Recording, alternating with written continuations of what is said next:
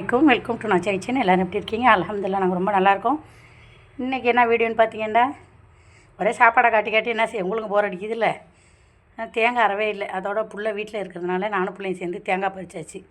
கடையில் போய் வாங்கி கொடுக்க எனக்கு ஆள் கிடையாதுங்க, நான் தான் போய் ஆகணும். சரின்னு 3 தேங்காய் பிடிச்சி க்ளீன் பண்ணி உரிச்சு வச்சாச்சு.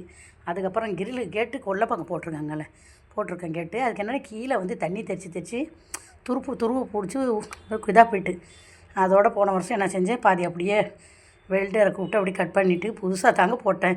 அதுக்கே 7000 வாங்கிட்டானுங்க.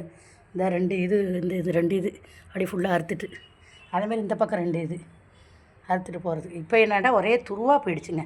ஏற்கனவே பெயிண்ட் அடித்தேன், இப்படியும் துருவாக போயிடுச்சு. இருந்தாலும் கேட்லாம் வெயிட்டான கேட்டு, அவ்வளோ காசு செலவு பண்ணி தான் போட்டிருக்கேன்.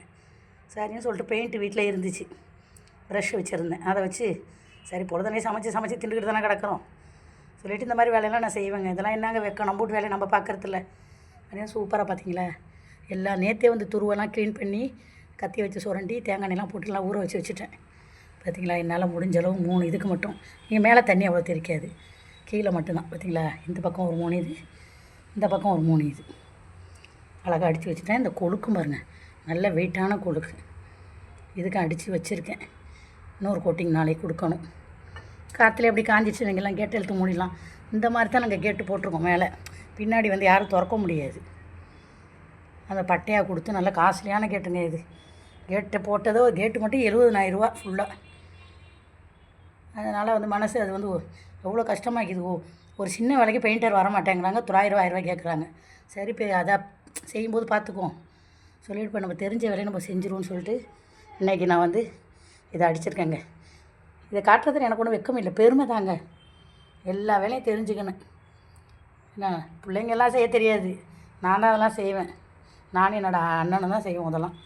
என் பிள்ளைங்களுக்கெல்லாம் அதெல்லாம் ஒன்றுமே தெரியாது. ஏன்டா எங்கள் வீட்டுக்காரர் அவ்வளோ கஷ்டப்படுறாங்க ஒரு தீனார் சம்பாதிக்கிறதுக்கு. அதனால் நம்ம வந்து முடிஞ்சால் நம்மளே வீண் வீரியம் பண்ணக்கூடாதுல்ல.